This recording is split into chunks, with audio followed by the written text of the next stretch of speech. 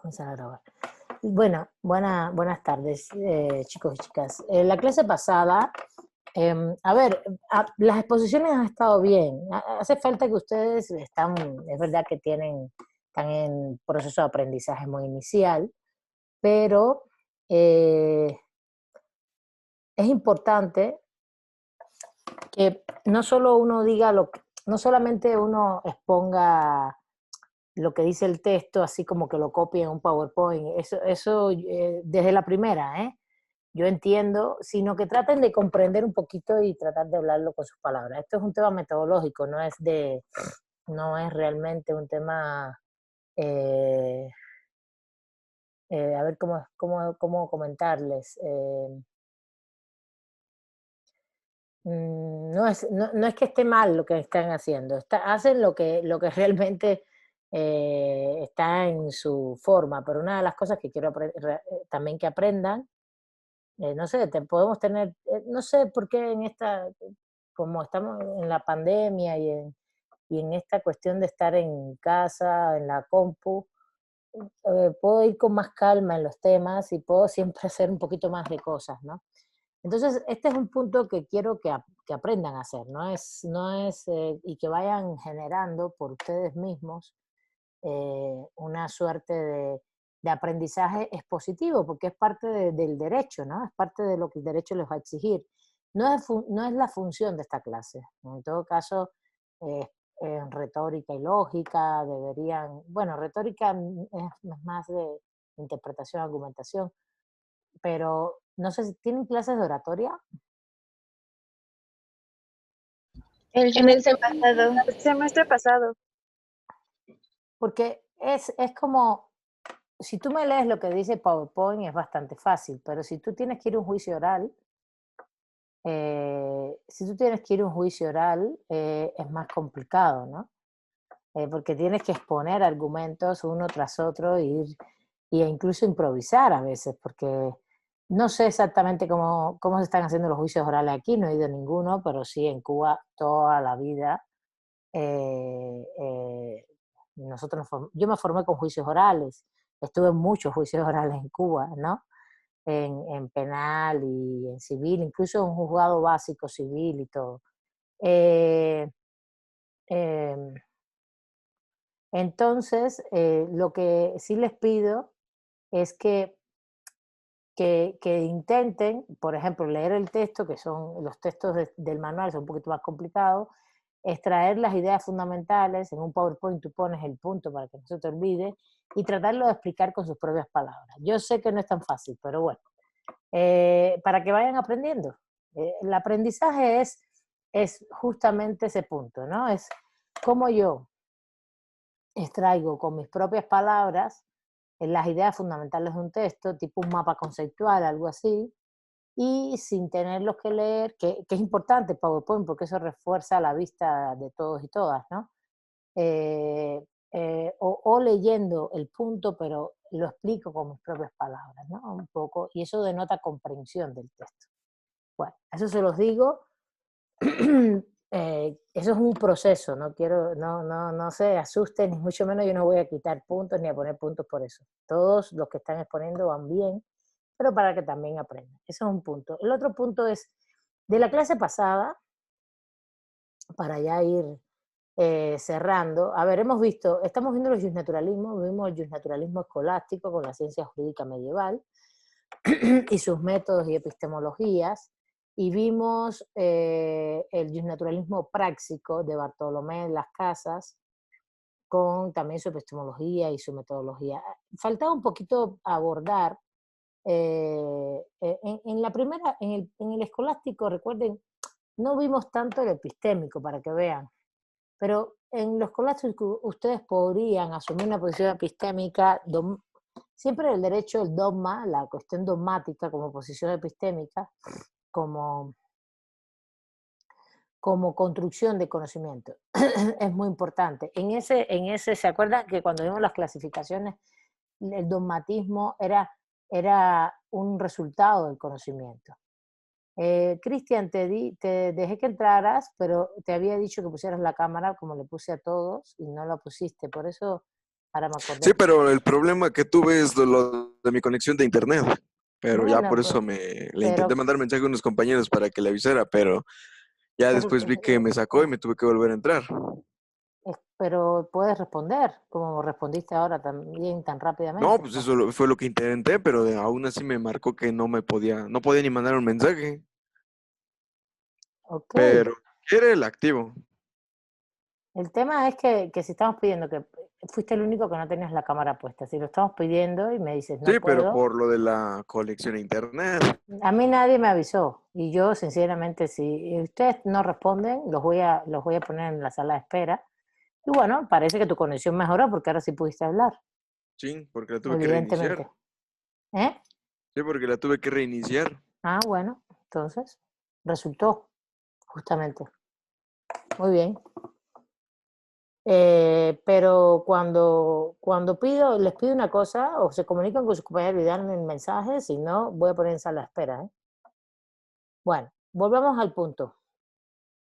La posición epistémica y el naturalismo escolástico podríamos asociarla mucho al dogmatismo. Se recuerden que lo vimos en las primeras clases, las clasificaciones, y el dogmatismo tiene que ver con el conocimiento. ¿Qué tipo de conocimiento tienes o produces que llega un momento en que se generan un conocimiento estático, que no se mueve, ¿no? Que no se mueve.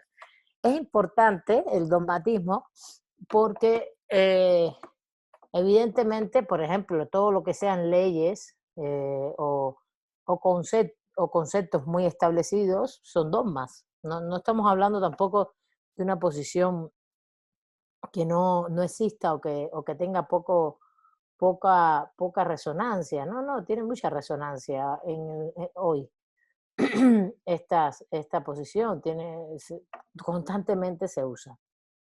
Entonces, el otro elemento que me interesa mucho es justamente el posicionamiento acerca de, bueno, vimos los métodos de los escolásticos, todos sus pasos, etcétera, toda su condición de aprender todo el conocimiento de la época e irlo usando diferentes métodos entre contradicciones, interpretaciones, etcétera, vinculado al método, a la interpretación de los textos, pero los textos vistos como un fundamento que también es dogmático, que es el fundamento místico, ¿no? El derecho divino, el derecho natural, el derecho positivo, y entonces en ese fundamento místico también hay un dogma, ¿no? Un dogma que es un primer principio, ¿no?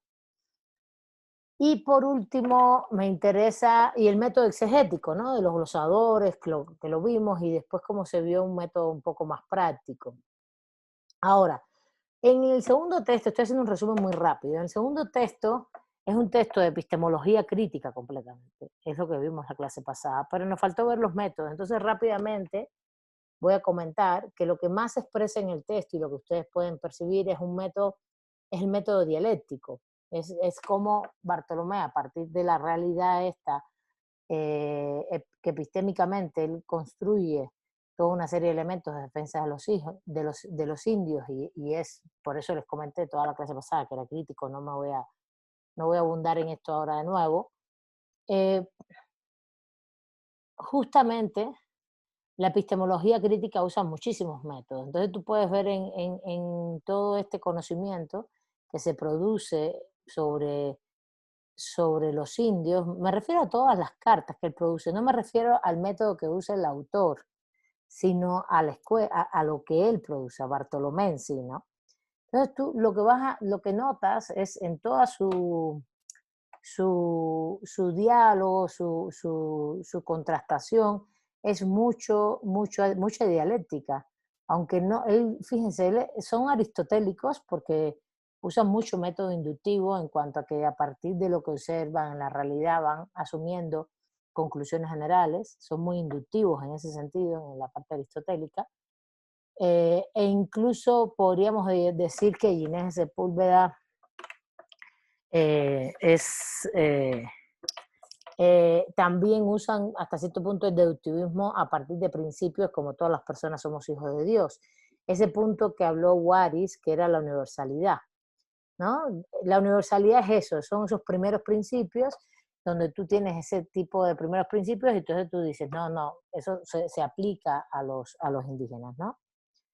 Y por otro lado, para mí usan mucho dialéctica. ¿Por qué? Porque aunque él a lo mejor no es consciente de ese uso, porque todo el tiempo ve contradicciones en los argumentos de sus colegas, en este caso los humanistas que están en el lugar de enunciación del dominador, del conquistador, que es el reino español, como Ginés de Sepúlveda, y contradicciones respecto a los primeros principios de la doctrina de la Iglesia respecto a lo que está ocurriendo en las Indias, ¿no? o en las tierras conquistadas.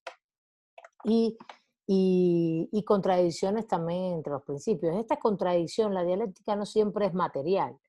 La dialéctica puede ser ideal también, de ideas, ¿no? Entre ideas. Aunque en este caso, como su epistemología es muy materialista, porque él está viendo lo que ocurre en la realidad con empirismo, etcétera, realmente también podríamos hablar no solo de una dialéctica de debate y diálogo de ideas, idealista, de ideas que se contradicen, sino también una confrontación o contradicción de condiciones materiales, de los hechos, de lo que ocurre, ¿no? Que es justamente, por ejemplo, por ejemplo, una contradicción importante puede ser las leyes que se emiten en el Reino Español. ¿Se acuerdan? No recuerdo si lo mencionaron tanto. Todos los tipos de leyes y normas jurídicas que él insta desde Fernando, pero después con Carlos, estoy hablando de los reyes, y después con Felipe II, que va instando una serie de documentos jurídicos para que cambien las condiciones de los indios. Una contradicción es, bueno, tienes esas leyes y cómo realmente lo que ocurre en las Indias es otra cosa. O no se aplican, ¿no? Se aplican, etc. Bueno, quería dejarlo ahí y no dejarlo de mencionar para que lo tuviera. Ahora vamos a pasar, por último, ya de los naturalismos a racionalismo, que es justo el capítulo de la racionalización de las formas jurídicas. Le doy la palabra. ¿Quién es el equipo? ¿Me dan sus nombres, por favor? Para ir apuntando acá. Los tengo en el correo, pero para tenerlos acá en unas notas que hago sobre la exposición. ¿Quién va a exponer? Yo, Elsie Lagunas. A ver, Elsie, muy bien. Espérame, déjame apuntarlo. A ver, aquí está. Elsie Laguna, ¿qué más? Sí. ¿Quién más? Mi compañera Cruz Díaz. ¿Nombre? Elsie. Cruz Díaz, Andrea Jocelyn. Andrea Jocelyn Cruz Díaz. ¿Y quién más? Y Stephanie González. Muy bien, chicas. Adelante. Les voy a dar, sí, se planearon más o menos como 10 minutos cada una. Sí. Vale, porque después yo tengo que hacer una intervención ante el positivismo para conectar ahí y pasamos ya al capítulo.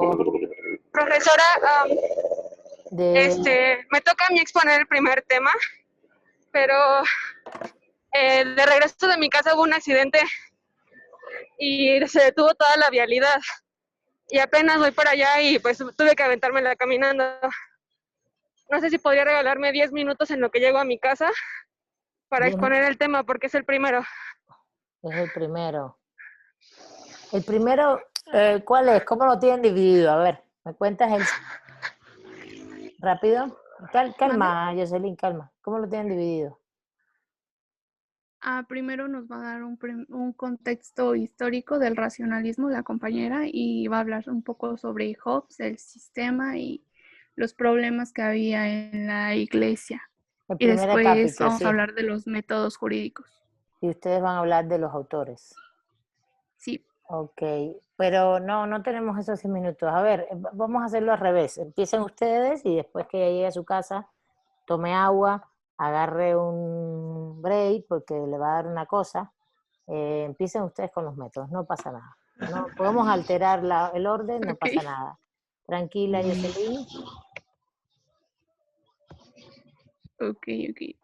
Bueno, Entonces empiecen las chicas con los entonces, métodos. Ahorita alteramos la exposición. Si ustedes sí, tienen que está bien. trabajar y estas cosas, no hay ningún problema. Si no tienen que trabajar y eso, traten de ver la exposición de... Porque pueden pasar estas cosas, pero no pasa nada. Vamos, adelante. Empieza donde a ustedes les toca, los métodos, que son, me imagino, los tres autores, ¿verdad? Sí, Después vamos al contexto, no pasa nada. ok. Lo hacemos al revés. Del racionalismo. Bueno, vamos a empezar a ver que va a haber una renovación de la metodología jurídica a partir del siglo XVI y va a haber cambios en las materias de la filosofía y la ciencia que van a propiciar estos cambios en la metodología jurídica. Con los autores, pues vamos, Grocio y Pufender, vamos a ver estos cambios y el autor nos habla sobre el maestro Thomas Hobbes, que dice que es el Pero no, primero en romper pero los paradigmas. Elsie, corazón, no tienes que exponerlo de tu compañera, de verdad. Puedes expon lo tuyo Ah, no, directamente y hacemos al revés la exposición. No pasa nada. Se lo sí, juro. está bien, esto es lo mío. Bueno, bueno, está bien. Ajá, aquí empieza lo mío. Bueno, muy bien, vale. Este, Adelante. sí, maestra. Entonces, va a haber una evolución con el maestro Thomas Hobbes y va a romper con el paradigma aristotélico de legitimación y explicación del Estado. Para Hobbes, la ley propiamente dicha, la ley civil, es un mandato que expresa voluntad del soberano y recibe su autoridad en consecuencia, va a recibir la razón de la obediencia. Esta va a ser una concepción que va a modernizar el método jurídico y va a haber una personificación de la idea del legislador racional, una coherencia sistemática de la ley. Y bueno, también nos dice que las contradicciones que lleguen a existir en la ley van a ser perfectamente eliminables por la razón de la interpretación, o sea, le da un peso grande a la interpretación dada por la razón del pensamiento humano, tal como es el racionalismo, que toma válido el, el conocimiento que viene del pensamiento humano, y los postulados que nos da Thomas Hobbes del método jurídico va a ser el de la interpretación auténtica de la ley y nos va a dar un sentido que él va a dar el sentido del legislador y nos va a dar la naturaleza de la ley. También nos habla de la dependencia estricta del interpretar la autoridad del soberano, que va a legitimar a su vez y a autorizar su labor. La racionalización del método jurídico no se impone de una vez por todas, así de forma uniforme y firme, sino que va a llevar todo un proceso desigual y titubeante en el que se van a tener que tener en cuenta diversas coyunturas históricas y la incidencia de elementos ideológicos ajenos a la lógica y a las ciencias jurídicas. Ahora les voy a hablar del autor Hugo Grocio, que, bueno, primeramente la lectura nos dice que va a armar toda una teoría jurídico-política con marco y fundamento en la inseguridad de un mundo conflictivo y caótico, convulsionado por los problemas sociales, los conflictos religiosos y las guerras entre estados. Esto lo dice porque estuvo en prisión y después fue exiliado, y entonces la lectura nos lo plantea de esta forma. Entonces pues va a haber una época en la que va a haber muchos conflictos religiosos y él justamente desarrolla sus teorías en esta época.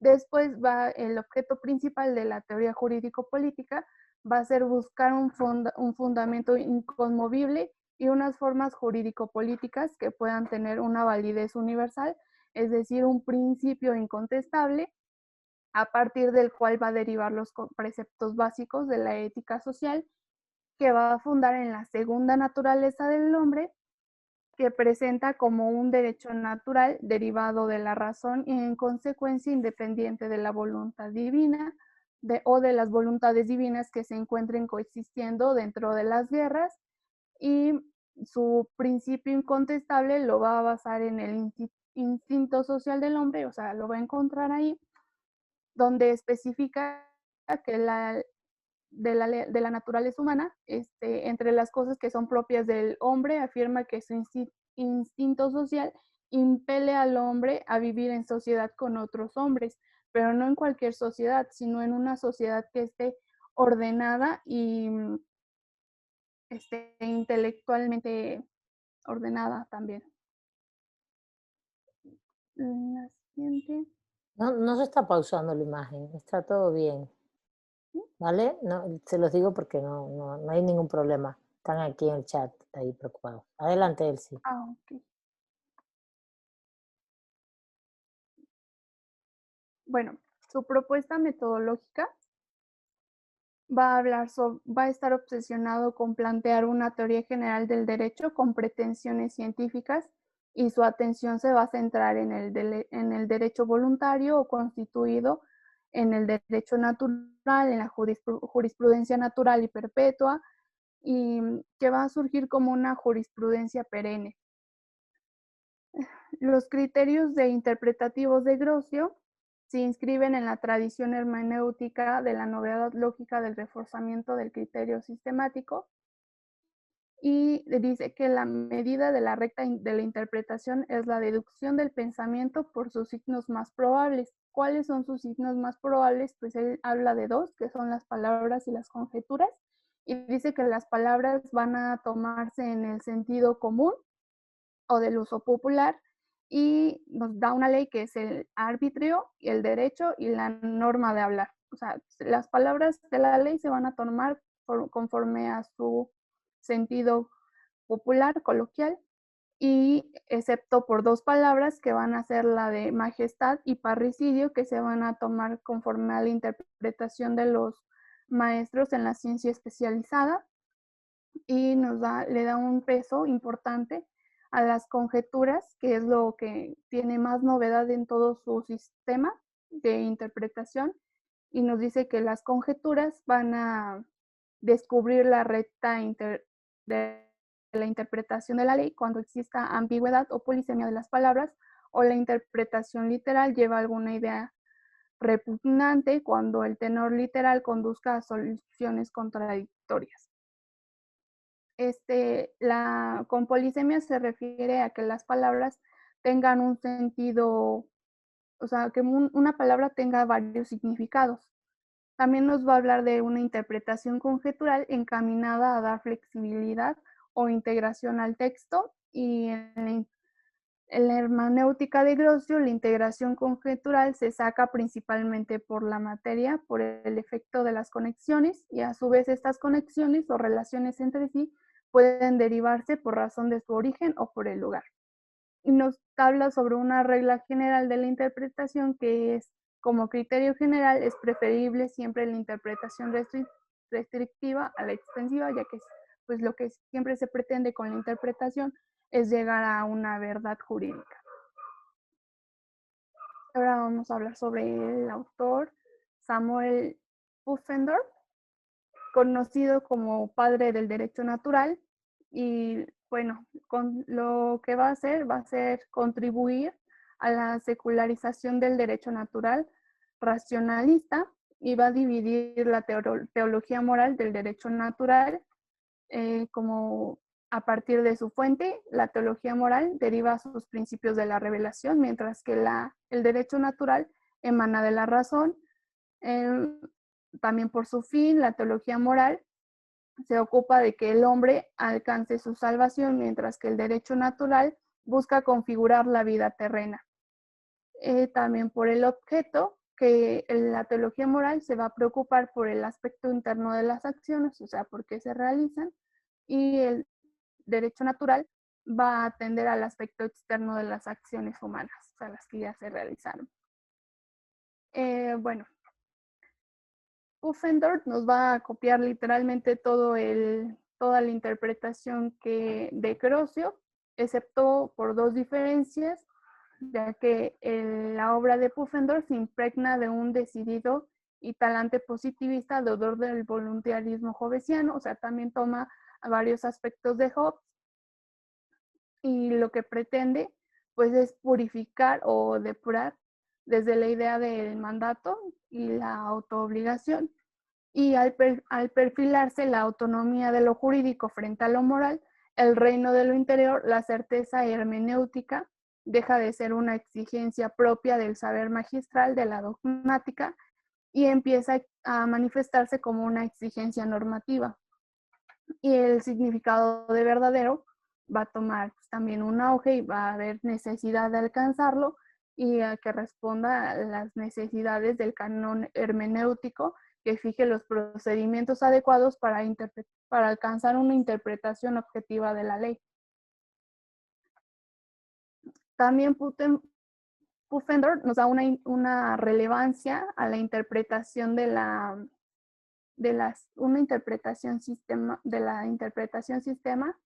sistemática, y bueno, nos va a decir que las conjeturas más valiosas toman pie en su presunción de que la voluntad debe ser coherente, no debe contradecirse y por lo tanto debe integrarse íntegramente. Y también nos dice que el objeto de la interpretación es la búsqueda del recto significado que expresa la voluntad del legislador. Y nos va a mantener la regla general que nos dice Grocio con respecto a que se va a mantener la interpretación restrictiva y no la extensiva, y va a haber una importancia del criterio teológico y el sistemático. Va a haber un auge del voluntarismo y una transformación del derecho, o sea, va a cambiar a positivista, y le va a dar una importancia a la seguridad, que es el antecedente por una parte y por otra la consecuencia del giro teórico que anuncia el positivismo y la autonomía del derecho frente a la moral. La seguridad que va a perseguir Pufendorf es la seguridad jurídica del burgués. Por una parte se va a castigar al burgués por sus acciones internas frente a Dios, así lo marca el autor, y sus acciones externas van a ser juzgadas en un juzgado. Y por último, el autor nos marca a Pufendorf más como un padre del formalismo jurídico y no como del derecho natural. Ahora mi compañera les va a explicar el siguiente autor.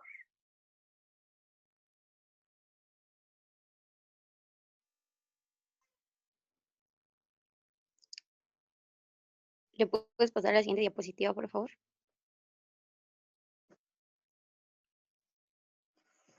Bueno, ahora yo les voy a hablar de Jean Domat. Soy Stephanie González.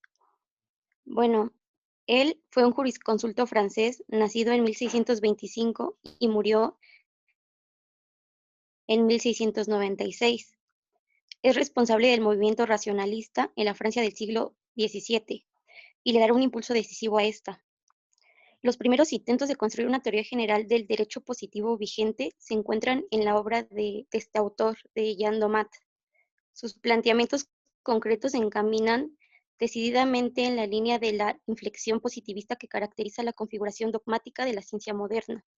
Él también es muy importante por la trascendencia que sus opiniones teóricas tienen en empresas de singular relevancia para la formación de mentalidad jurídica contemporánea, y en particular de movimientos codificadores. La siguiente, por favor.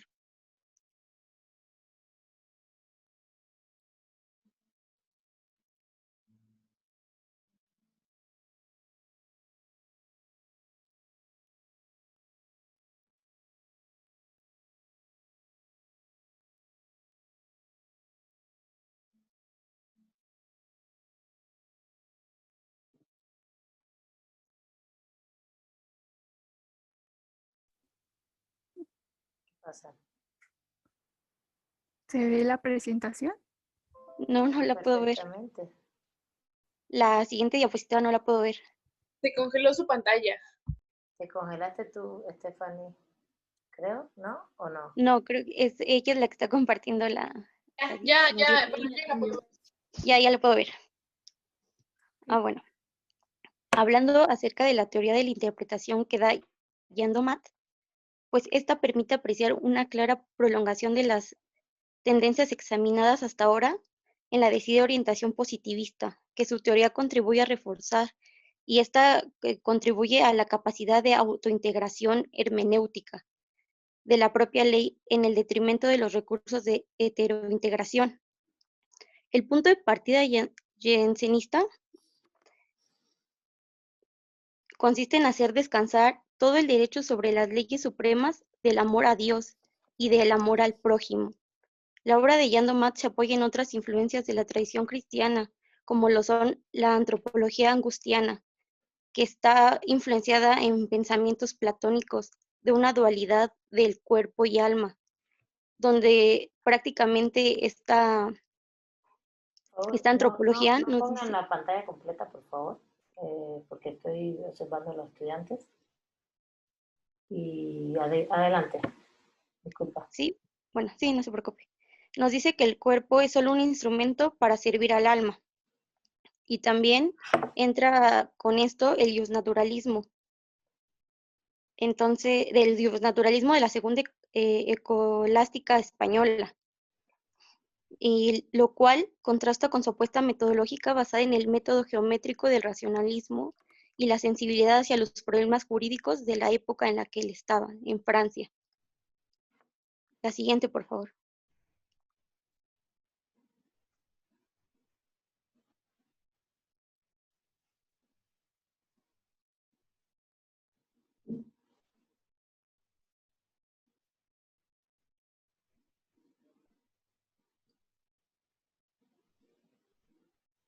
No ha pasado todavía, Elsie. Creo que está tardando demasiado, no sé si sea mi internet. Bueno, yo creo No, que sí. no sé, A no ver, si tengo quieres idea. la quito y la vuelvo a compartir, ¿ok?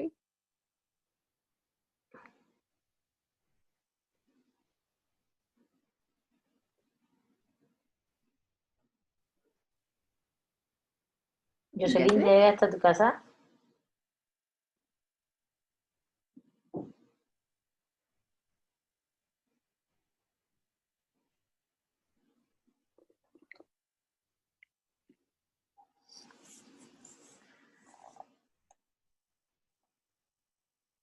Jocelyn, ¿llega hasta tu casa?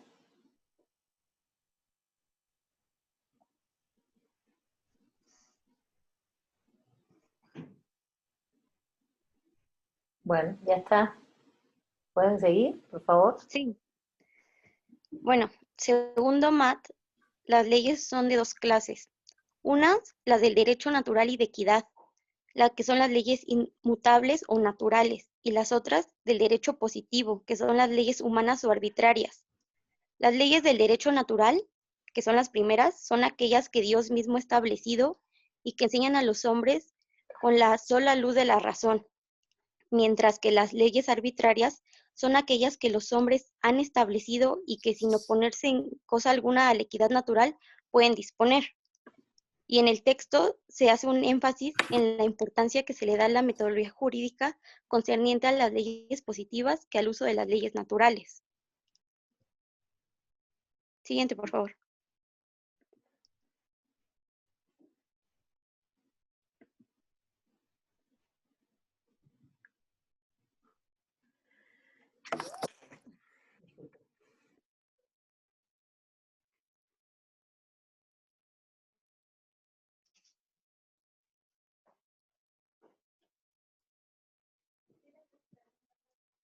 Y bueno, desde el punto de vista de la evolución del método jurídico, Domat resume la decantación racionalista del mismo. Dentro de esta, la seguridad se convierte en el postulado fundamental de su construcción, y la objetividad y la generalidad dejan de ser meros imperativos epistemológicos y asumen una dimensión jurídica política.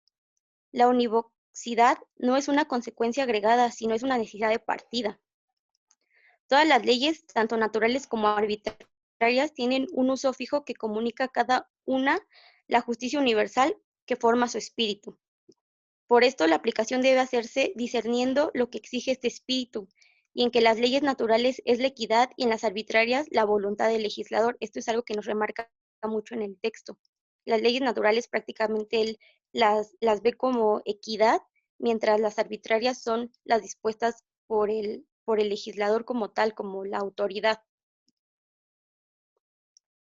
De acuerdo con los principios jurídico-políticos de las sociedades modernas, pues las leyes tienen que tener un uso fijo, ya que este debe ser objetivo y la generalidad de las mismas preservada. pero además en las leyes arbitrarias o positivas, este uso, su aplicación, debe ser en todo caso acorde con la voluntad del legislador sin que ésta pueda ser sustituida por otra.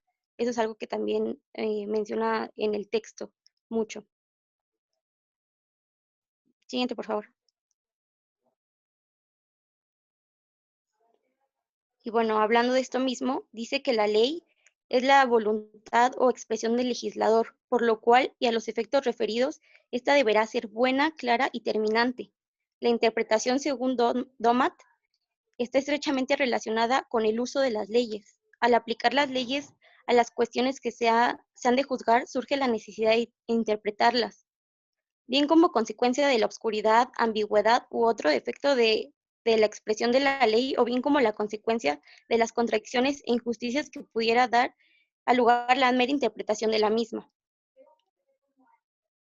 Con esto nos dice que prácticamente hay un primer caso en el que las obscuridades, las dudas y otros defectos de expresión que pueden hacer dudoso el sentido de la ley como tal, y todas las dificultades que impiden entenderlas y aplicarlas de manera correcta, deben resolverse considerando el sentido más natural y genuino que corresponde a la letra de la misma ley. Y esto es conforme a la intención del legislador y que tiene que favorecer la equidad. Siguiente, por favor.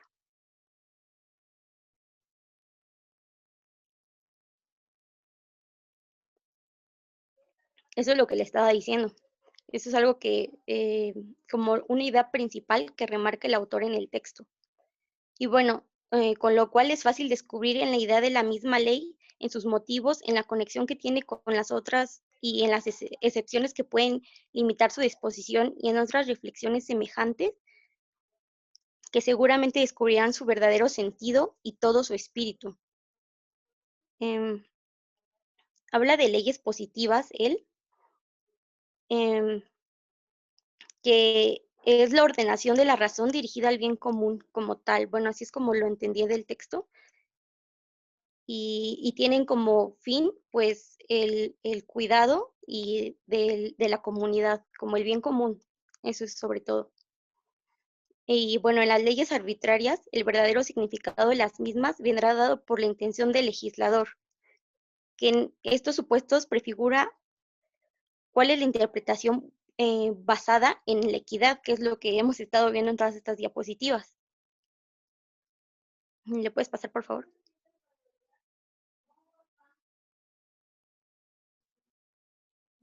La siguiente, por favor.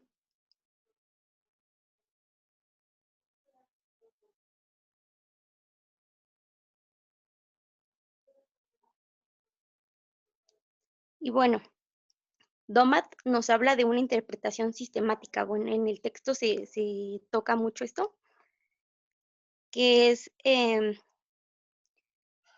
pues esta más bien permite descubrir el espíritu de la ley y en ese sentido es preferible y prioritario a cualquier otro tipo de interpretación, porque primero permite entender correctamente el sentido de la ley. En segundo, superar cualquier duda o dificultad que pudiese surgir de la interpretación de una ley. Y por último, permite comprender el ordenamiento jurídico.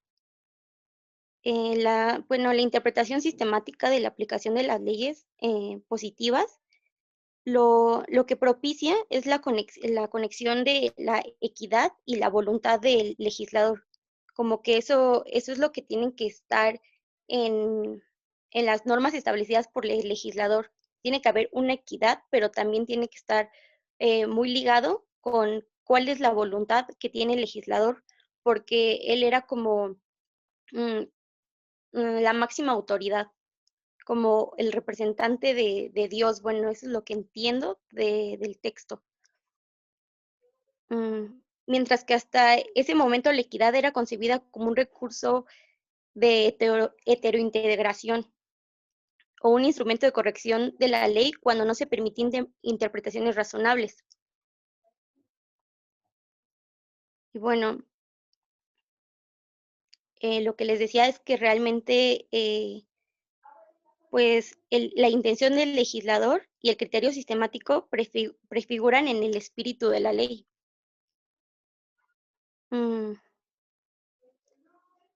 Y bueno, en la ideología que tiene Jean Domat, acaba invistiendo al legislador humano de los atributos divinos y del espíritu. De la ley creada se identifica algo como plenamente racional y pues hasta este punto puede confundirse con equidad. De esta manera, junto al ideal de seguridad, se garantiza la plenitud del ordenamiento jurídico y de su coherencia con los estándares de la razón. Siguiente, por favor.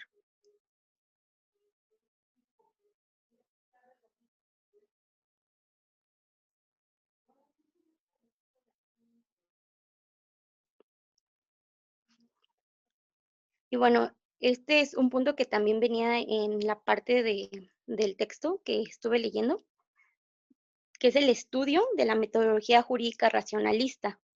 Y esta pone en manifiesto el hecho de que como resultado del proceso de modernización y racionalización del mundo jurídico, la ley acaba encerrando en sí misma la unidad de poder y de razón que la tradición teológica medieval predicaba solo de Dios.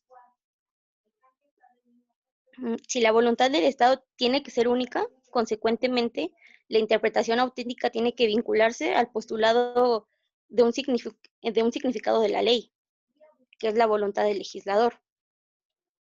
Mm, El racionalismo lo que hace sería reconstruir la perfección del ordenamiento jurídico como expresión lógica del nuevo método deductivo. Y la ideología racionalista que impregna la ciencia jurídica desde el siglo XVI condiciona el ideal de certeza del paradigma dogmático de la ciencia del derecho vinculado al método deductivo. Siguiente, por favor.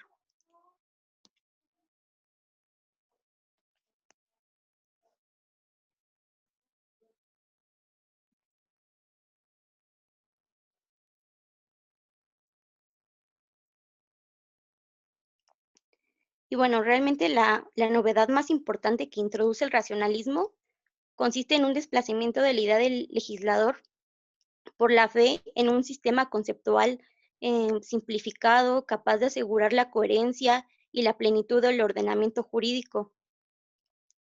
La absorción positivista pues también determina el auge de los planteamientos relacionados con la preponderancia de la ley como fuente del derecho. Y las nuevas formas de poder llevan al absolutismo y a la monopolización de los instrumentos jurídicos del control social que se tiene a manos del Estado. Siguiente, por favor.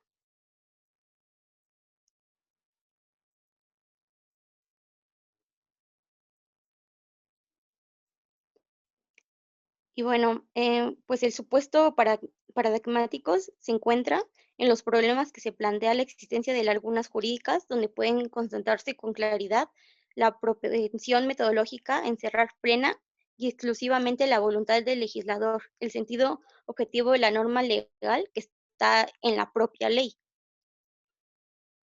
Y pues realmente la racionalidad formal del derecho afecta tanto a los elementos determinantes de la estructura como en el contenido de la aplicación. El derecho sería racional, pues primero por ser un sistema diferenciado un sistema diferenciado e independiente, pues de las necesidades que determinan la existencia de estas mismas leyes. Y en segundo lugar, la creación y la aplicación del derecho pueden ser racionales en sentido formal o en sentido material. Pues un derecho es formal cuando lo jurídico material y lo jurídico procesal no tienen en cuenta más que características generales pues de los hechos como tal. Y bueno, realmente lo que nos mencionan mucho en el texto es que como tipo conclusión es que el jurista es lo único que puede hacer y debe hacer es descubrir mediante conocimientos de la ciencia y de la metodología jurídica la ley aplicable para los casos y el proceder de la resolución del mismo.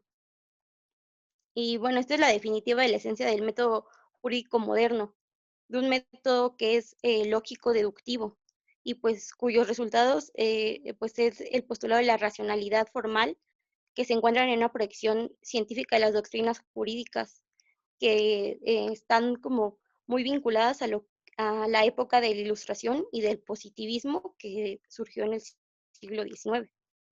Y bueno, eso sería todo.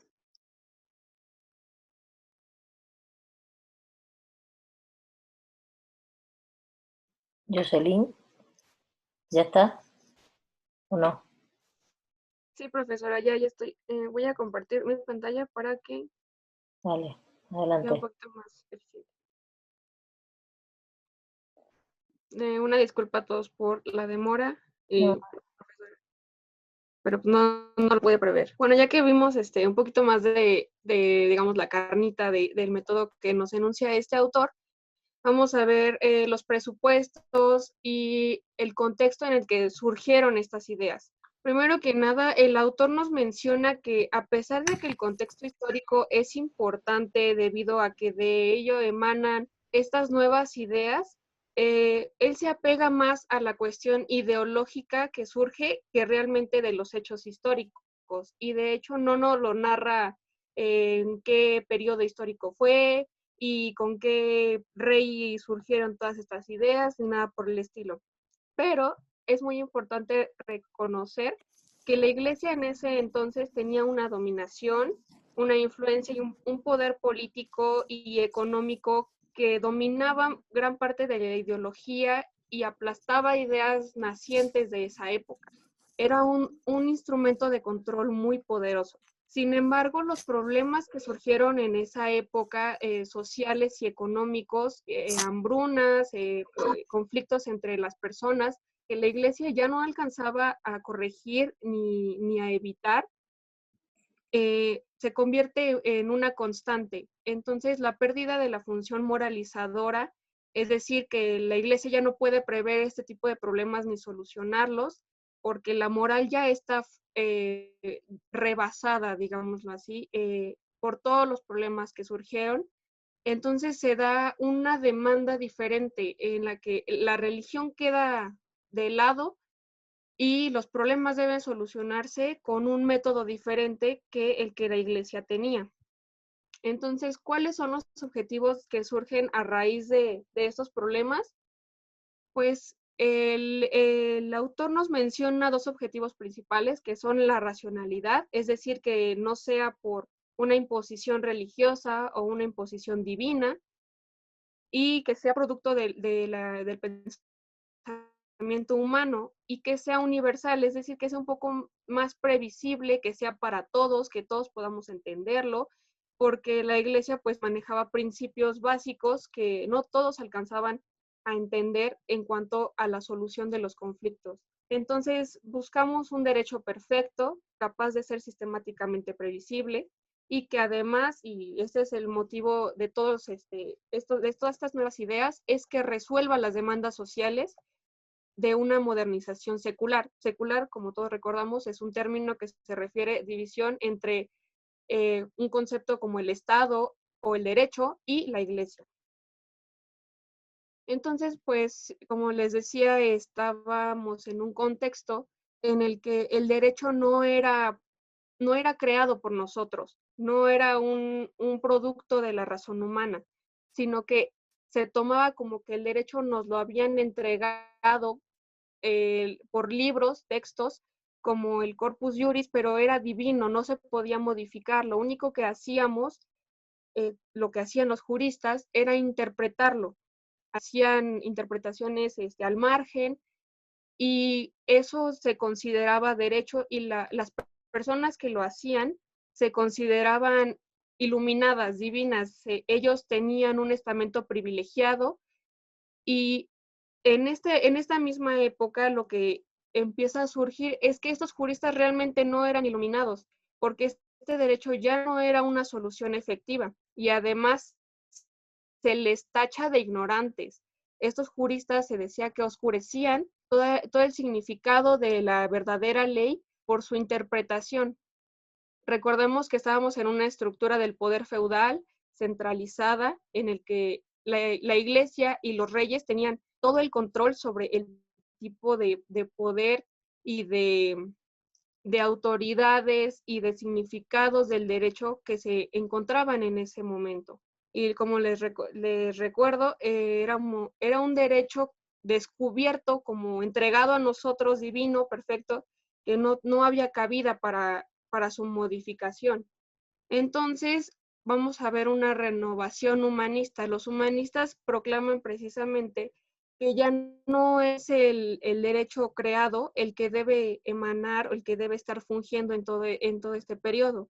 Debe ser un espíritu racional y debe secularizarse por todos los problemas sociales que ya habían surgido y que no se habían podido solucionar. Y no nada más en el término jurídico, también abarcamos ahora el poder político. Entonces se racionalizan las formas de poder, eso es muy importante porque, como recuerdan, los reyes no eran por racionalización, no era por el poder del pueblo, ni nada por el estilo, era un poder que se le otorgaba según por el poder divino, digamos. Entonces, este poder real se disuelve precisamente porque ya no estaba dando los resultados que necesitaban y se crea una idea moderna del Estado en el que la Iglesia y el Estado, el poder político, quedan completamente separados. A este fenómeno se le llama estatalización de la ley y bueno, deja de ser un elemento neutro derivado que se considera el verbum dei, significa el derecho entregado, y deja de ser iuscéntrica. Entonces, recordemos que la ley era un privilegio, significaba poder para aquellos que lo interpretaban. Y además, en este nuevo fenómeno, se incluye ya el positivismo y a la ciencia, que ya era un modelo sumamente diferente. Entonces, tenemos que este derecho creado hace que los juristas que lo describían, que lo interpretaban, pierdan esa autoridad mágica que tenían y se crea el poder legislativo en sus inicios, digámoslo. Los juristas ya no regulan, ya no interpretan la ley, ahora se ve este inicio del poder legislativo que toma ese lugar y que culminará posteriormente en lo que ahora conocemos como la codificación del derecho. ¿Y cuáles eran los inicios de esta nueva ciencia que se tenía? Pues hablamos de una ciencia basada un poco en la matemática y en la geometría. En la matemática y en la geometría, es un modelo diferente completamente al que nosotros conocemos, pero ya basaban esta nueva creación en el raciocinio humano, que era universal y que ahora ya tiene un método. Ya no hay una voluntad creadora. Bueno, más bien, ahora se impone la voluntad creadora, ya no es que nos lo hayan entregado, ya no es una cuestión divina, y se proceden ahora de forma lógico-formal todos estos nuevos métodos. Y como les comentaba, había una confianza en el método matemático y geométrico, pero también se implanta este nuevo concepto de un sistema que dé lugar a este nuevo derecho. Y bueno, pues el autor nos menciona que antes de esto, la evidencia era casi como decir que esa era la verdad absoluta. Si hay evidencia de que tú mataste a esta persona, no hay vuelta de hoja. Pero ahora la evidencia se convierte en un antecedente solamente. Y la verdad es completamente aparte. Puedes tener una evidencia sin que sea la verdad absoluta. Y esta verdad se convierte en un valor lógico, es decir, que emana de otras cosas además de la evidencia. Y pues ahora tenemos los términos, los conceptos, bueno, los términos y los conceptos sumados a la articulación lógica, formal y deductiva, es como se da ahora sí la verdad que se supone que todos estamos buscando. Y finalmente, pues hacen un énfasis en la parte del sistema, porque antes no lo había, y pues se dan nuevos postulados de seguridad y de certeza y nuevas prácticas metodológicas y una regulación legal abstracta, es decir, como los enunciados abstractos que vienen en la ley, que dicen, si una persona mata a otra, va a pasar tal cosa. Es muy abstracto, realmente no lo vemos en hechos hasta que ese mismo supuesto se ve materializado en la realidad. Esto es la raíz del método jurídico que da lugar a todos los temas que ya mencionaron mis compañeras, y son muy pocos los autores que realmente dan inicio a estas ideas. El sistema busca que sea coherente, que siempre haya una certidumbre en el resultado de este proceso.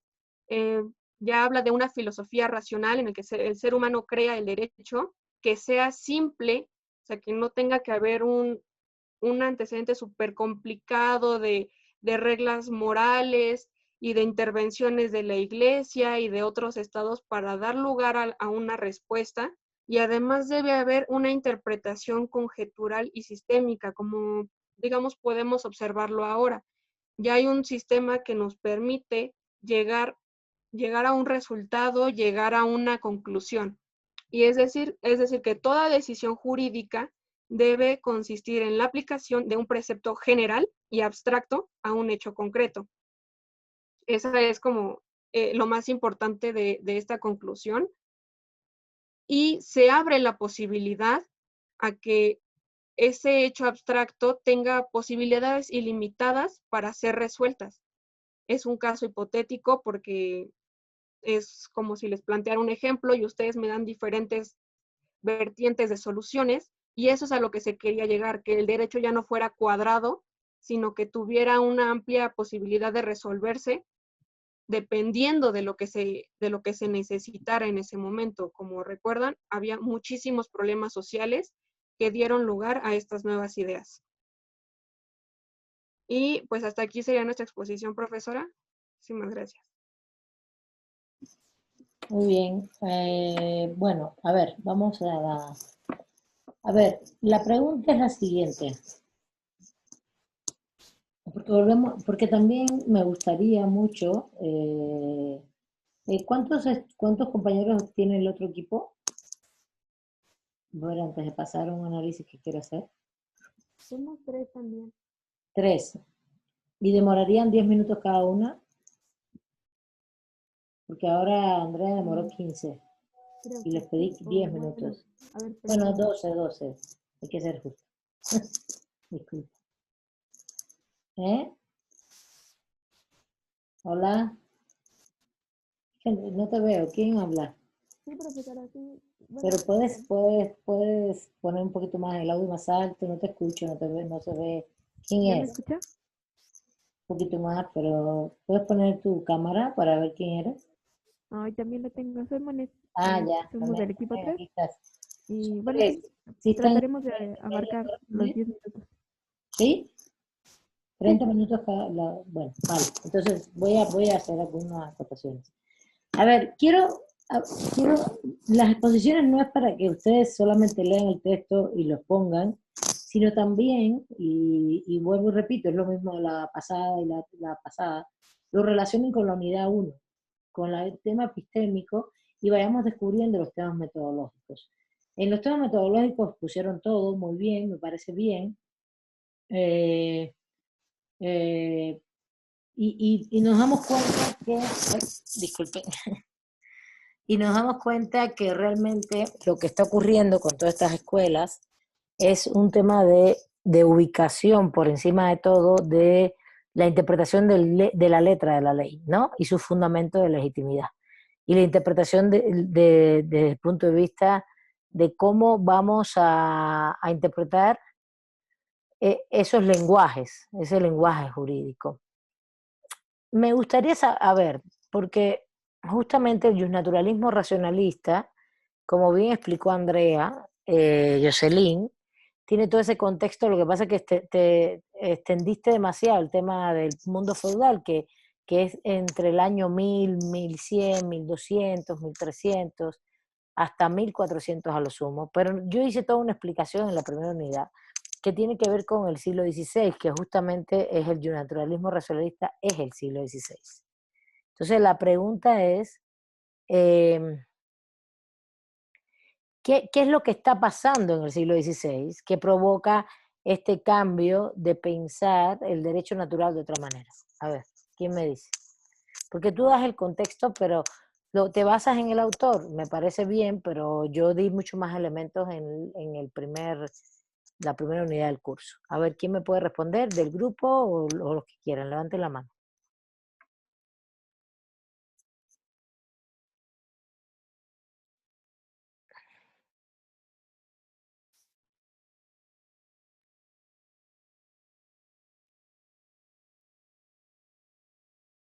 Vamos, por favor, no tenemos tiempo, ¿eh? Son las 4, estoy apurada en esto. ¿Cuál es el contexto del siglo XVI que provoca un cambio realmente? El contexto histórico. Tú diste algunos elementos, pero faltan, desde el punto de vista, faltan otros elementos. ¿Cuál es el contexto del siglo XVI? 1500. A ver, ¿quién me dice? Mamá, profundizaste demasiado en el mundo feudal y realmente ya en el siglo XVI, XVII no hay un mundo feudal. A ver, hay algunas estructuras feudalizantes, claro que sí, pero ya estamos en capitalismo y eso lo dijimos. Y ya es un proceso más de desarrollo del capitalismo, ese proceso de acumulación originaria entre el siglo XVI y XVII. Y justamente esos tres autores son del siglo XVII, es decir, de 1600, ¿no? ¿No es así? ¿Sí? Entonces, a ver, que existan todavía algunas estructuras feudales, no quiere decir que sea el espíritu de la época. ¿Qué es lo que está pasando en esta época? Incluso ni que la iglesia sea fundamentalmente preponderante. El siglo XVIII es el siglo de las luces, Ariadna. Muy bien. Pero justamente, a ver, Yair, adelante, que es que no he visto que levantaste la mano. Profesora, también un elemento podría ser el expansionismo, el Ajá. descubrimiento de las nuevas tierras, Ujú. el como lo menciona, ya más que un feudalismo, pues se empieza a dar los primeros orígenes de un capitalismo, la dominación de nuevas tierras, el crecimiento de territorio y de poder. Ajá, ese es uno de los elementos que se da desde el siglo XVI. Justamente, ¿qué otros elementos se Profesora, dan en esa época? A ver, el eh, Renacimiento occidental, el Renacimiento, ¿el qué? ¿Dijiste? Renacimiento occidental, ¿Y eso qué cosa es, Daniel? bueno, dejar de poner que sea el centro el ser humano, ¿no? Ya no un dios. Exactamente, muy bien. Y por acá, a ver, bueno, Ivonne ya dice, la conquista de América es lo que plantea Yair. El imperialismo todavía no, Monet. Estamos hablando de conquista, es más bien expansión global del capital. Y a ver, Dalia, ¿quieres comentar lo que tiene que ver con lo que estás diciendo? Dalia Estefanía.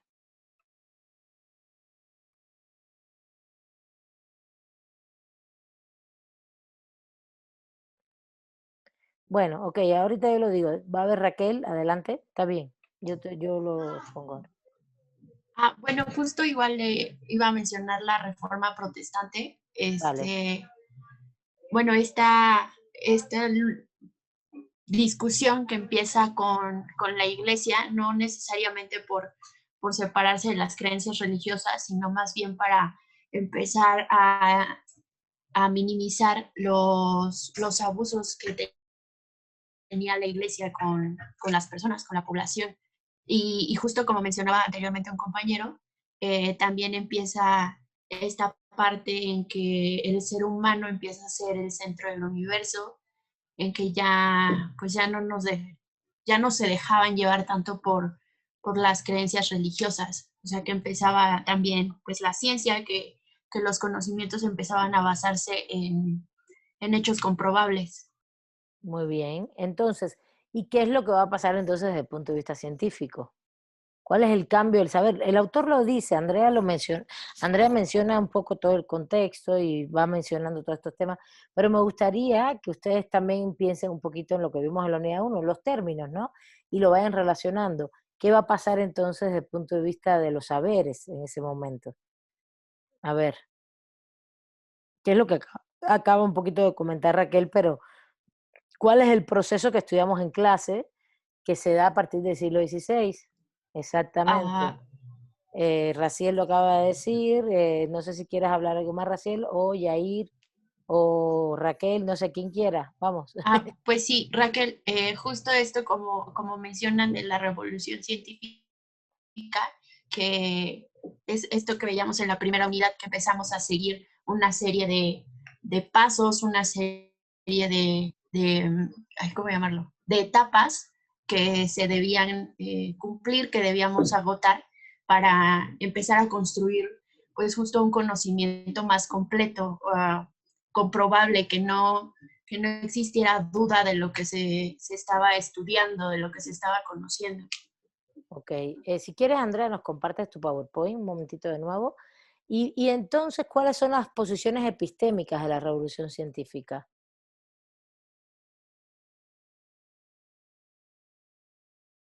¿Se acuerdan? ¿Cuáles son?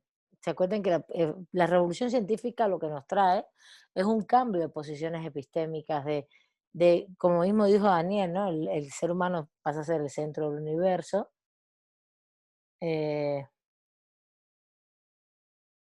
Ajá, exactamente, acá.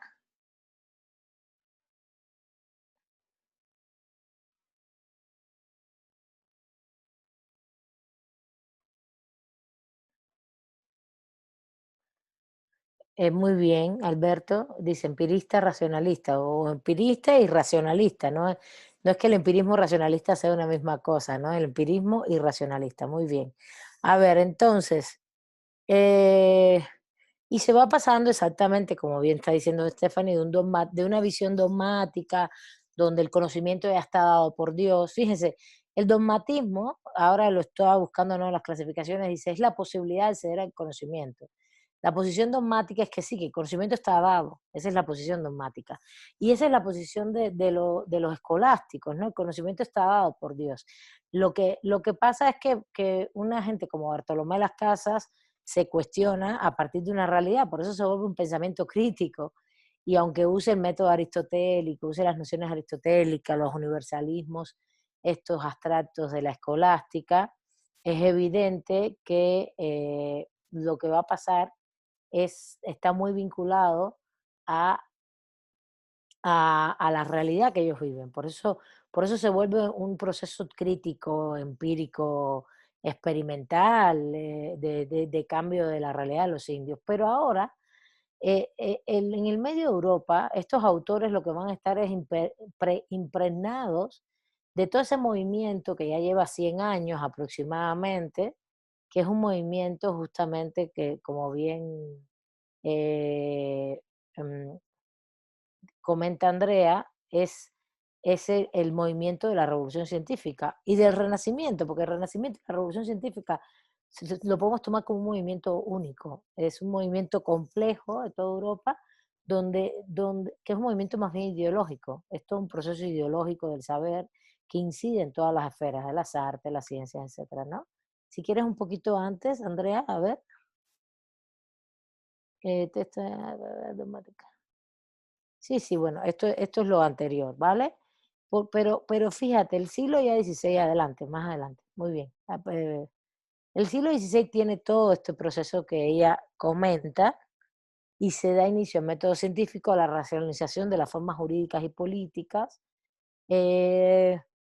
Y todos estos elementos que ella da son muy importantes. Uno es, em, fíjense, imagínense pensar el derecho como un dogma neutral dado por Dios que evidentemente nadie puede cuestionar, ¿no? Ella misma menciona todo el tema deja de ser de eucéntrica, quiere decir que el centro va a ser el derecho, pero el lenguaje, este lenguaje como buscar el significado de esas letras, el significado del alma de la letra, ¿no? Que tiene el fundamento en Dios. Y bueno, aquí los autores este autor es un poquito en este capítulo, mm, para mi gusto, como que mezcla bastante los dos momentos, porque están muy mezclados también. El siglo XVII, XVIII, XIX están bastante mezclados, aunque están ocurriendo cosas diferentes en esos 300 años, y es un proceso de transición, evidentemente, que llega hasta el punto de lo jurídico y lo político. Em, eh, y este es un punto muy importante, el punto de la autoridad, de dejar de tener el doctor y y las personas que interpretan las normas como la autoridad fundamental y que pase a ser la autoridad más la ley, ¿no? Bueno, pues puedes seguir.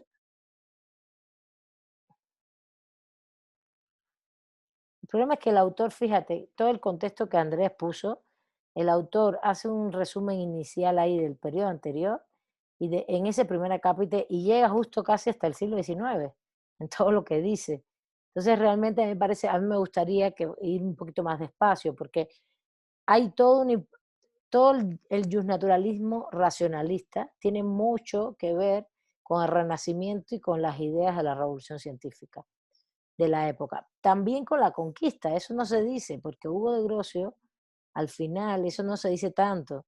Hugo de Grocio al final se dice que es el padre del derecho internacional público, cuando realmente sus principios estos de derecho internacional público están muy basados en la escuela de Salamanca, que es Vitoria y Suárez, que eso es lo que siempre no se oculta, sino que no se estudia, se estudian los pensamientos dominantes y no te pones, pero cuando ustedes vayan a ver internacional público, sus profesores les van a hablar de Vitoria y Suárez, que son los que delimitan todo este tema de las fronteras, de los límites fronterizos a partir de la conquista.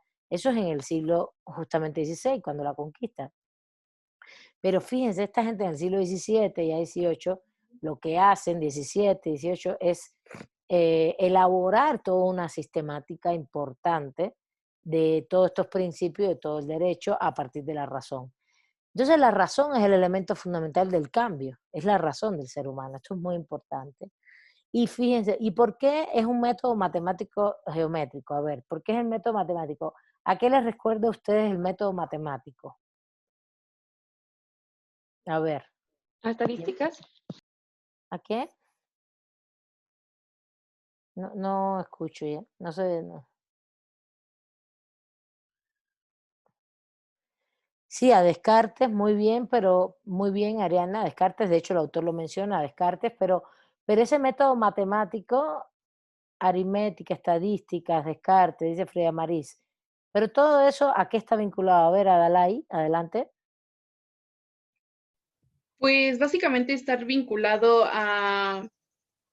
pues a procedimientos, ¿no? A un estudio antes, ya previo, que nos indica algo en base a fórmulas, procedimientos, cosas que ya están definidas, pero que nosotros solo tenemos que ejecutar. No solamente sí, estoy de acuerdo contigo, pero es que el método científico, a ver, ¿quién me dice cuál es el método científico? A ver.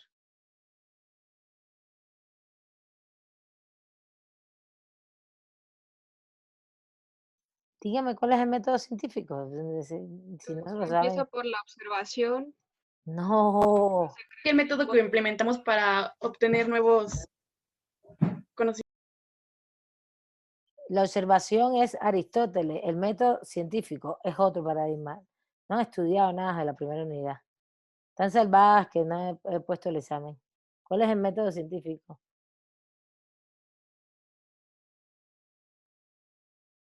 Ni se acuerdan. No, todos Sí. son de investigación. A ver, El concepto es de la experimentación, ¿no, profesora? Pero ¿cómo comienza? Es El un método son pasos. método sistemático. ¿Cómo son pasos? ¿Cuál es el primer paso del método Es científico? plantear una pregunta. Mildred. A ver, Era lo de plantear una hipótesis y ya después hacer la experimentación para ver si se comprobaba tal hipótesis y después plantear otras.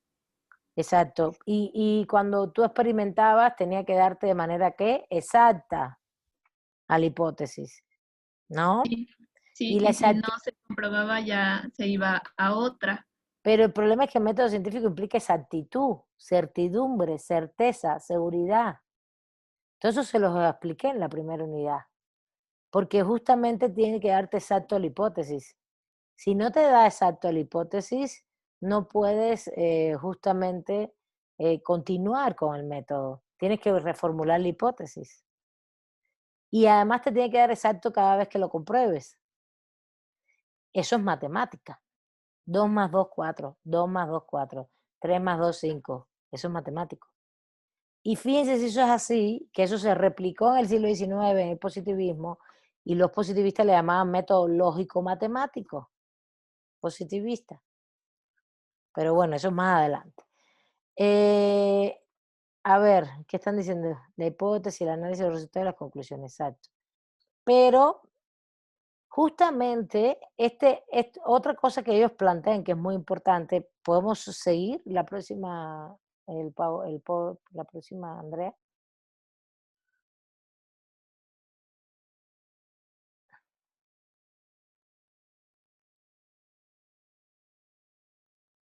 Justamente esa matemática te lleva a un concepto que ella puso antes y después a las formas de interpretación, pero justamente esa matemática te lleva a una cuestión sistemática, a un sistema. ¿Qué cosa es un sistema? A ver, ¿quién me dice? No está en el texto. Alguien que me diga qué cosa es un sistema.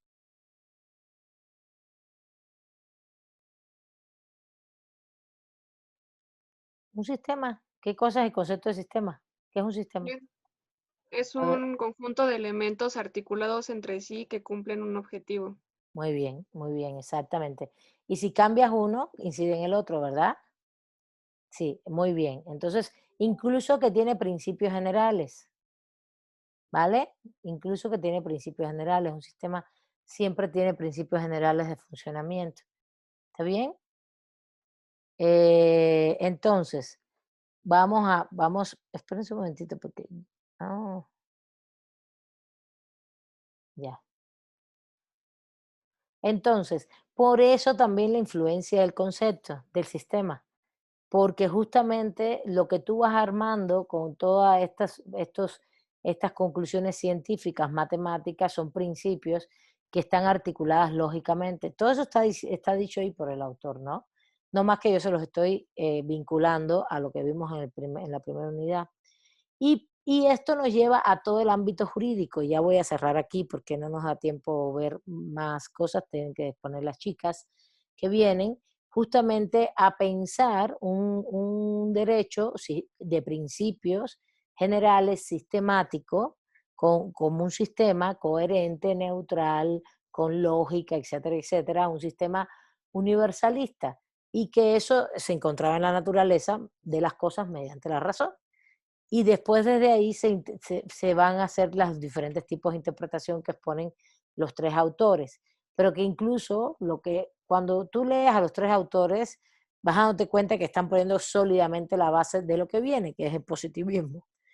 Un positivismo que evidentemente tiene sobre todo el parteaguas porque hay otro contexto histórico en el siglo XVIII, que es la ilustración. Los ilustrados son todos derecho natural, Kant, Rousseau, Voltaire, Diderot, todos, justnaturalismo racionalista. Si ustedes se leen toda la teoría política del siglo XVIII, todo es derecho natural. Incluso del siglo XVII, John Locke son derechos naturales. Thomas Hobbes también habla de derechos naturales, y Thomas Hobbes también es 1617. Entonces, pero Locke y Rousseau, Locke en el 17 y en el 18, Kant, Rousseau, Diderot, Voltaire, toda la ilustración habla de derechos naturales, racionales, construidos desde la razón. Y justamente en ese siglo XVIII es donde se gestan toda una serie de desarrollos ya del capitalismo. Ya llevamos, en 1700, ya llevamos 200 años, 250 aproximadamente, hasta la mitad del siglo XVIII, de explotación de la acumulación originaria del capital en la conquista de América.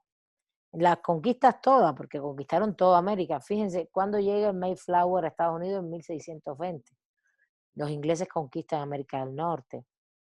En 1620, que es el siglo XVII. Por tanto, en 1750 ya estamos en un florecimiento muy fuerte de resultados de esa conquista en materia económica y también de resultados científicos en materia de la revolución científica y de resultados intelectuales de saber. ¿Está bien? Entonces, bueno, ya le damos la palabra al otro equipo rápidamente. Vamos. Gracias, Andrea. Gracias a las tres chicas. Muy bien. Vamos, adelante. Compañeras. Sí, profesora, yo inicio, pero ya me veo mejor. Sí, ahora sí. Bueno, a nosotros nos tocó el capítulo 3, que habla del salto de positivismo. A mí toca la parte del método, y pues, como ya lo explicaron también mis compañeras anteriormente, pues viene en esta cuestión de que empieza ese raciocinio, ese método científico, y es lo que va a ocupar en esta parte, porque se basa todo en la codificación, y la codificación es decir, se unifican todos esos derechos para que seamos iguales ante la ley. Y entonces lo que se pretende, bueno, el método que se va a usar, o yo pude observar, va a ser tanto el jurídico como el deductivo, porque va a partir de lo general, aplicarlo en lo particular, o sea, a partir de todo lo que viven, o sea, de las circunstancias que se van ajustando a esa patología o al contexto histórico, es como lo va a retomar. Y luego el método jurídico, que es la investigación, la creación, la aplicación y la enseñanza. Entonces, en su investigación es precisamente esa, permítame. Sí, por favor, quítale el audio. Ay, espere.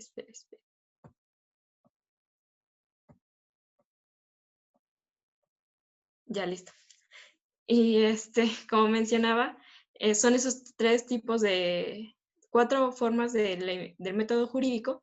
Entonces, en la investigación va a partir de todas las revoluciones que se vienen dando. La seguridad jurídica que va a buscar, ¿por qué? Porque tiene de antecedente ese método científico que necesita una exactitud.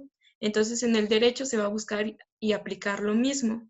En la creación, precisamente, es la codificación, o sea, los códigos civiles, en este caso, que como bien lo menciona el texto, va a repercutir 100 años después, ¿no? Porque el francés es el que lo seguimos adoptando a nuestra jurisdicción.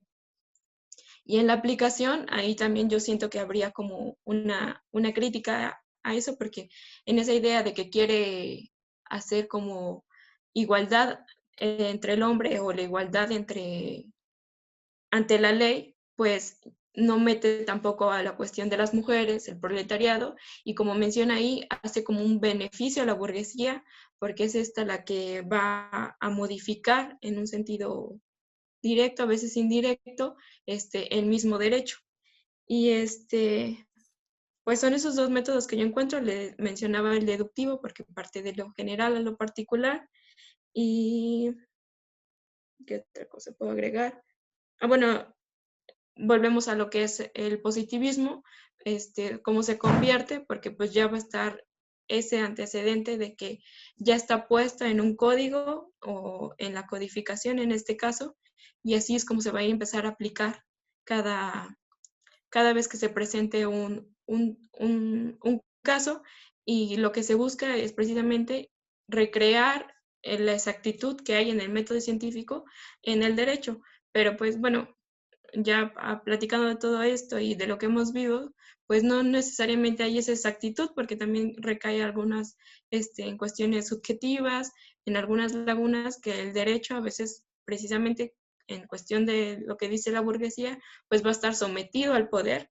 Entonces no hay exactitud, sino a veces como preferencias. Entonces, repito, el método que yo encuentro es el jurídico y el deductivo, y ya mis compañeros van a seguir hablando en cuestión de el contexto histórico y la epistemología. Oye, Monet, pero ¿qué cosa es el método jurídico deductivo? A ver, explícamelo rápidamente. Porque lo explica muy bien Pues, el autor ahí. ay, es que bueno, yo me basé en la división del deductivo y el jurídico, en cuestión de que el deductivo, como lo habíamos tomado, parte de lo general a lo particular, y luego el jurídico, que es esta creación de que es la investigación, su creación, que es ahí en donde entra el texto, porque está codificando, está haciendo los códigos, y luego su aplicación. No, sí, me quedé claro. Bueno, es que tampoco quiero ser repetitiva en lo que dice el Tú texto. estás haciendo una aplicación, ok, una aplicación de lo que ya conoces, ok, vale. Bueno, pero bueno, vamos a dejar que las chicas se expongan, vale, dale, dale. Estás haciendo una aplicación de lo que viste, está bien, de lo que leíste, sí, me parece bien. Pero el método jurídico, justamente, que ellos exponen, tiene una característica específica, justamente, de estas escuelas del siglo XIX. Pero bueno, seguro que a lo mejor ellas lo exponen o ahorita lo vemos. Dale. Bueno, pues porque también toma lo de la exégesis, que es como la voluntad del legislador, o sea, que de él va a emanar precisamente esa esa codificación, pero pues no sé qué otra retomar. Entonces, pues igual, en lo que son las cuestiones epistemológicas, entra como la explicación más. Vale, adelante, vamos a seguir. Sí, gracias. Continúo yo, soy Cedillo, Nicole. Bueno, estos eran los puntos que íbamos a ver. ¿Me ayudas con la otra diapositiva, por favor? Bueno, la ideología de la codificación de utopía va a comenzar, como ya habían dicho, o la codificación se va a dar como el fenómeno en el siglo XVIII, que pues sí, como ya lo habían mencionado, es desde los años 1700 aproximadamente, 1800, y pues vamos a tener que, aunque la referencia inevitable de este proceso se encuentra en 1804, porque aquí, si se dan cuenta, va a estar como ya el Código de Napoleón, el Código Civil, que va a ser una nueva nacionalidad utópica ilustrada. También nos menciona que de 1737 a 1794 va a ser una codificación prusiana, que va a ser el proceso codificador. Es una buena medida del producto de la nueva racionalidad utópica ilustrada y se desarrolla a lo largo de todo el siglo XVIII, incluso desde el punto de vista de su elaboración. La codificación prusiana, por ejemplo, se entiende, como ya había mencionado, los años, y la propia francesa va a ser una aspiración revolucionaria, que va a ser en 1791. Que lo que va a pedir ya va a ser como un código para todo el reino, por eso es que se da como el salto después para el 1804.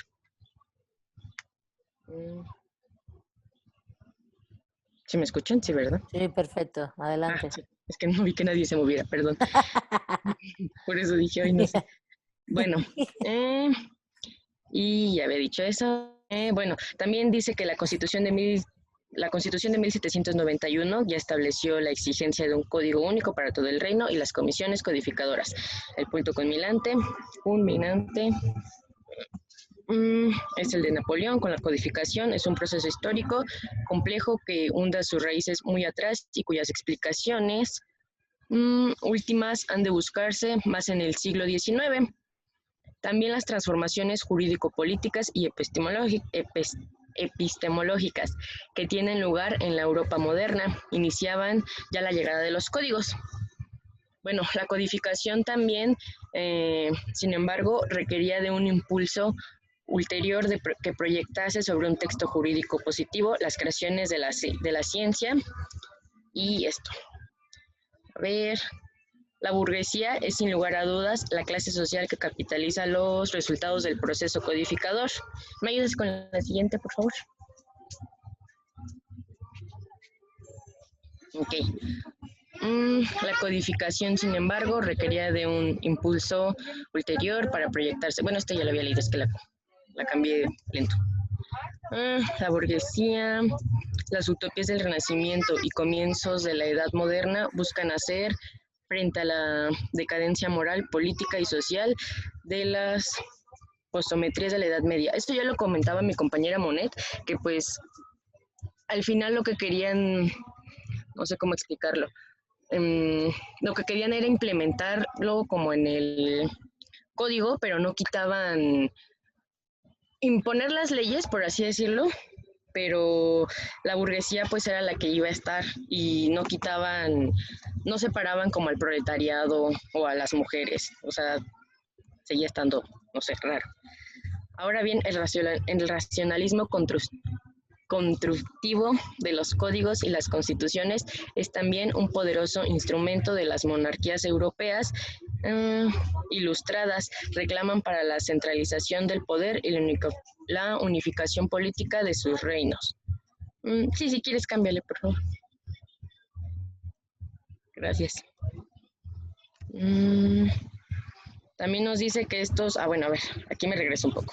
Las utopías del Renacimiento y comienzos de la Edad Moderna buscaban hacer frente a la decadencia moral, política y social de las postrometías de la Edad Media, la renovación de la filosofía práctica y los avances epistemológicos científicos de la época.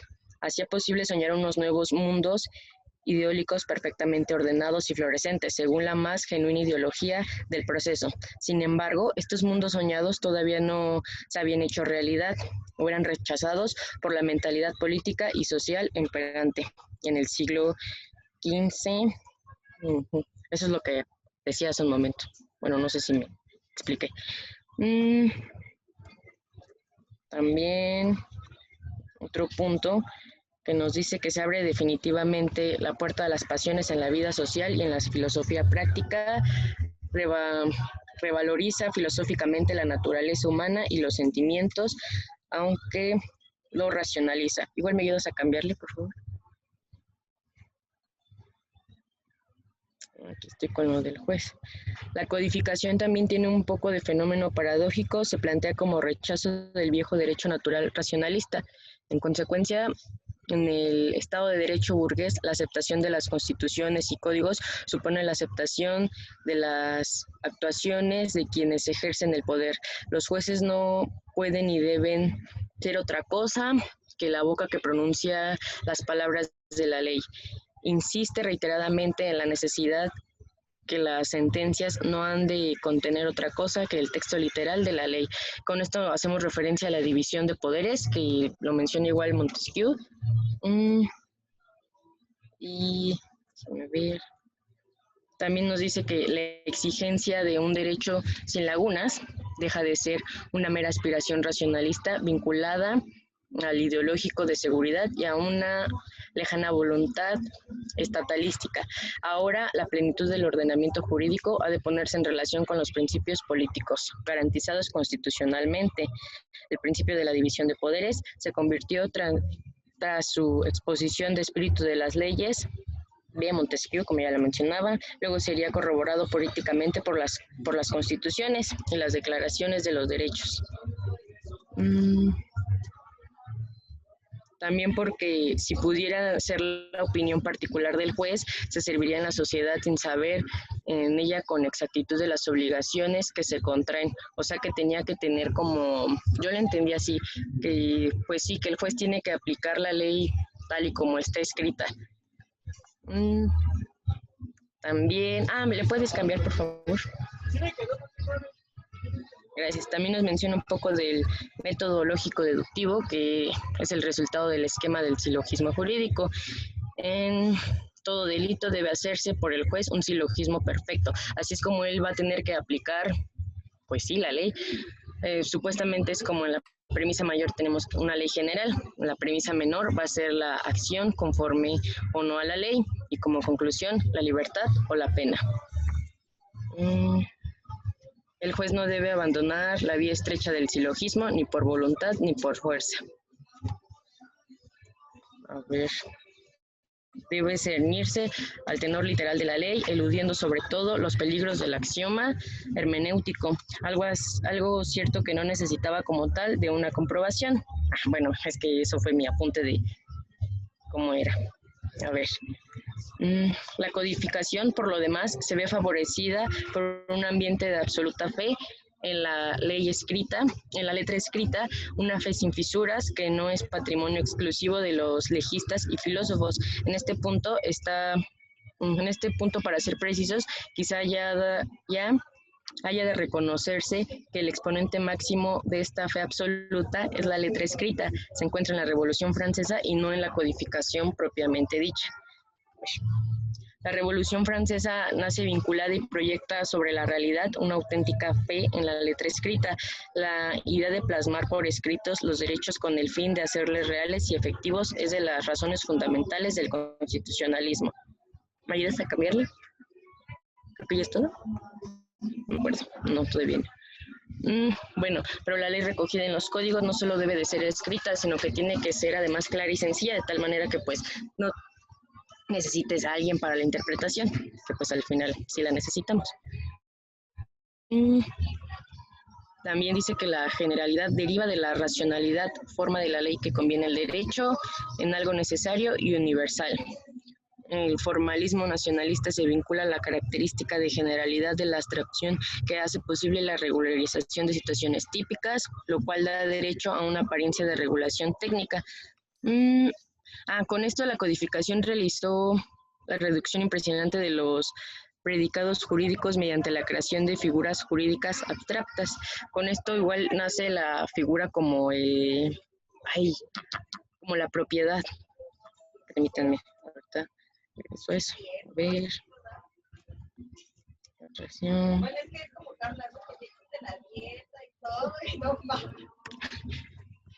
La racionalidad formal de códigos. Bueno, creo que sería todo. Es que no estoy en mi casa y no tengo bien acomodados mis apuntes. Bueno, a continuación ya les van a hablar de estos 3 autores que igual nos menciona mi compañera.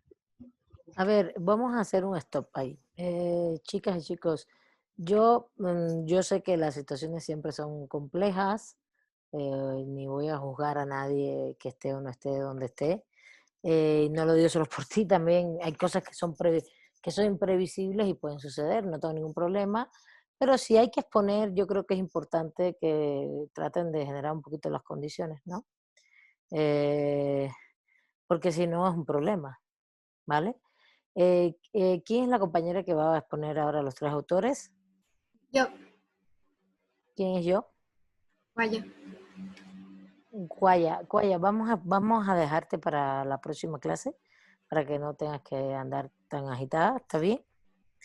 Total, son los 3 autores. Y de paso voy a dar algunos elementos de contexto que no se han dado sobre esta parte. A ver, estamos, y es importante que lo tengan en cuenta, estamos en el siglo de XVIII para el XIX. Y realmente no se han dado todos los elementos que habría que dar, que es, por ejemplo, estamos justamente lo que ha sucedido es la revolución industrial, que te genera el capitalismo industrial. Eso es muy importante, porque justamente esa es la aplicación de todo el saber de la revolución científica y la tecnología hacia una nueva forma de desarrollo del capitalismo. Y esto provoca, y eso también lo vemos en la unidad 1, todos estos procesos políticos, jurídicos de ruptura, como fueron mencionados así muy general, como la Revolución Francesa, y también en el 1648 al 88, del 30 al 48, la Revolución Inglesa previamente, pero que es otro proceso, pero que también tiene que ver con el contexto general de la época, pero bueno, sobre todo la francesa en Centro de Europa. Y la francesa es un parteaguas, ¿no? Y muy bien todo lo que pusieron de proceso codificador, porque justamente es la Revolución Francesa la que da el parteaguas de ese proceso codificador, ¿no? En ese sentido, el proceso codificador lo que está haciendo, que también lo expuso ahí Nicole un poco más o menos, fue cambiar, y lo que fueron mencionando fue cambiar todo el contexto, sobre todo de dónde está el derecho, en las leyes, en las normas, en los códigos, haciendo un proceso de sistematización de las instituciones jurídicas. Fíjense que el capítulo anterior habla de sistema, y aquí esta es la cumbre de la sistematización. Esto es muy importante. Cuaya, me imagino que estos temas los vas a tocar si vas a ver a Savigny, que justamente es fundamental para Savigny todo esto. Y en la escuela de exégesis es fundamental esto vinculado a las normas jurídicas, y en la otra escuela es ahora no recuerdo, la tercera. ¿Cuál es la tercera, Cuaya? Son 3, ¿no? ¿O son esas 2? Porque también está el de Jeremy, el utilitarismo, con John Austin. Jeremy Bentham con el utilitarismo, y la escuela de la jurisprudencia analítica de John Austin, que también hablan, hasta cierto punto tienen una noción de sistema y todo eso. Pero bueno, todo eso tú lo vas a hablar, pero es importante porque se conecta mucho el capítulo anterior con este, justamente. Y los conceptos, por eso también es importante que los vayan leyendo. Si te da la vida, lee el anterior, si no lo hiciste, si lo hiciste bien. Pero lo que es relevante es que entiendan que todo ese contexto histórico del capitalismo industrial es el que nos lleva a un proceso de rupturas políticas y jurídicas, que nos lleva a todos estos procesos de codificación, porque la codificación no ocurre de la nada, ocurre a partir de la Revolución Francesa y se expande por toda Europa. Y entonces hay una codificación, ahí los pusieron en el PowerPoint, ¿no? En los diferentes espacios, y tú dices, ¿y esto qué es? Esa es la famosa expansión neorrománica, ¿no? Y es basado en estos conceptos de seguridad y de sistema, pero también de seguridad y certidumbre. Que este es algo que de la escuela pasada no mencionamos tanto, y lo plantean bastante, que es que tenemos que tener seguridad y certidumbre. Eso es mucho, eso es la revolución científica. La revolución científica es necesitamos un método para controlar la naturaleza que nos da seguridad y certidumbre, ¿se acuerdan? Y después va a venir lo mismo, necesitamos un método, formas metodológicas para controlar la política del derecho y para que nos dé seguridad y certidumbre. Y lo va encontrando en lo que ustedes fueron exponiendo de los procesos codificadores. Pero ¿qué hay en el fondo y detrás de eso? Y por eso estoy dando todos estos elementos y de contexto también. Aunque tú vas a exponer los 3 autores, me imagino las escuelas. Estoy dando todos estos elementos. Dime. Quería mencionar algo. Cuando en las primeras clases que hablamos sobre las posiciones epistemológicas, en una ocasión usted mencionó a Jeremy Bentham y dijo que tiene una posición pragmática y no sé si también, era también pragmático o una posición práctica. Dije que era utilitarista y que el utilitarismo había sido la base del pragmatismo como posición epistémica. Eso fue todo. Okay. Sí, exactamente, gracias. Sí, y exactamente como posición epistémica vamos a decir que los utilitaristas que también lo puedes encontrar ahí, puedes encontrar clasificaciones que te hablen de que hay una posición epistémica utilitarista, pero es la base del pragmatismo, es el pragmatismo, es lo que es útil para, ¿entiendes? Y está muy bien que lo menciones y lo abordes. Okay.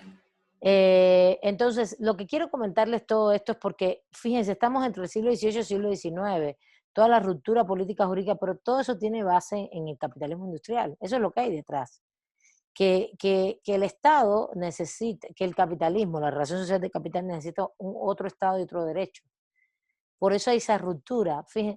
Fíjense, el feudalismo, el sistema feudal como sistema feudal ha quedado atrás en el año 1300, 1400 ya. Estamos en la modernidad capitalista desde la conquista de América, pero todavía con una serie de rezagos de estructuras feudalizantes, políticas, jurídicas, y son 250 años después que se desarrolla lo económico, para que vean este análisis, es justamente cuando hay una ruptura de las estructuras políticas y las estructuras jurídicas. Y el justnaturalismo racionalista es la base de ese rompimiento, y desde el punto de vista ideológico, porque acuérdense que el derecho natural está muy vinculado a la moral todavía, y eso es justamente lo que se va a romper después. Se va a romper una noción donde ya no es ni derecho natural, ni la vinculación a la moral, y justamente va a pasar a otro proceso que es lo que ustedes van a exponer, que es el juspositivismo, pero el contexto es ese, y eso es importante que se entienda bien. Para poder entender por qué, porque si no, si tú lees el libro, te parece que todos los métodos son iguales de interpretación. Interpretación, inductivo, deductivo, pero no es lo mismo. No es lo mismo la exégesis escolástica, porque no tiene el mismo fundamento de legitimidad que la exégesis de la escuela histórica, de la escuela de la exégesis francesa, no es la misma. ¿Y dónde cambia el tema metodológico? En el fundamento de legitimidad. ¿Por qué interpretas así buscando qué cosa? Los métodos son para buscar algo, para llegar a un conocimiento específico sobre algo. ¿Sí? Esto es importante también. Esto no lo digo solo para este equipo, sino para todos. Si no, nos parece que todo es lo mismo. Y me está faltando el método fundamental, que ellos le llaman método jurídico, y que el Monnet le llamó método jurídico, pero se los voy a decir desde ahora para que ya lo traigan. Es el método del silogismo jurídico, que no es lo mismo. ¿Vale? Es el método del silogismo jurídico, que no es lo mismo. ¿Va? Que ya empieza a tener en el justnaturalismo racionalista una expresión, ¿eh? Bueno, pasen la lista, por favor, que ya se acabó la clase. Y muchas gracias. Muy bien, chicas. Cuaya, empezamos contigo y después seguimos y ya cerramos este punto y seguimos con... vayan pasando lista rápidamente. Profesora. Espérame. Seguimos con la crisis de la concesión tradicional y el positivismo jurídico. A ver, ahora me dicen quiénes siguen. Vamos a cerrar un momentito la clase primero. Espérense un momentito. Gracias por todo.